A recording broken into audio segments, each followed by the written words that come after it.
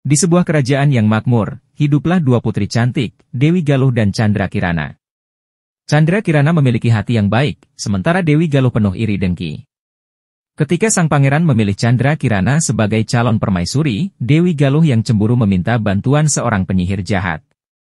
Dengan ilmu hitamnya, penyihir itu mengutuk Chandra Kirana menjadi seekor keong emas dan membuangnya ke sungai.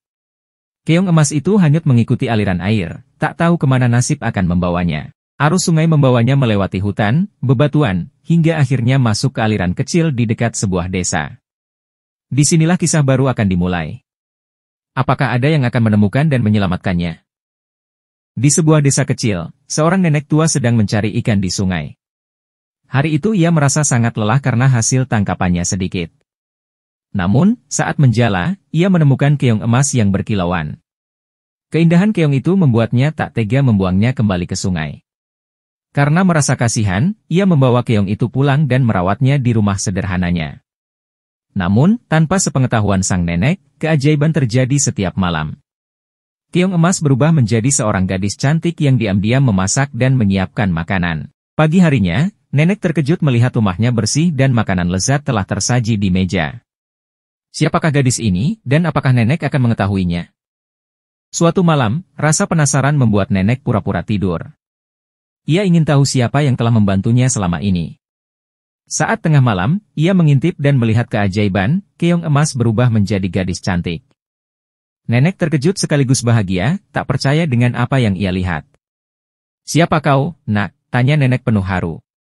Gadis itu terkejut melihat nenek yang sudah mengetahui rahasianya. Dengan air mata berlinang, ia pun menceritakan kisahnya.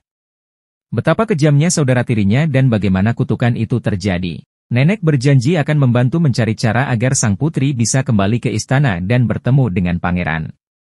Namun, apakah pangeran masih mencarinya?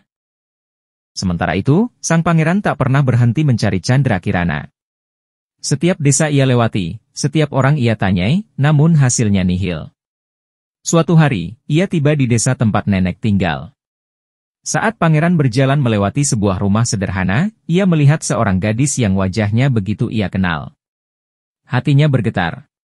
Chandra Kirana yang melihat pangeran pun tak mampu menahan air matanya. Ia berlari mendekati pangeran, dan seketika kutukan pun lenyap. Ia kembali ke wujud aslinya selamanya. Dengan penuh kebahagiaan, sang pangeran membawa Chandra Kirana kembali ke istana. Pernikahan megah pun digelar, sementara Dewi Galuh menerima hukuman atas perbuatannya. Chandra Kirana akhirnya mendapatkan kebahagiaannya yang sejati.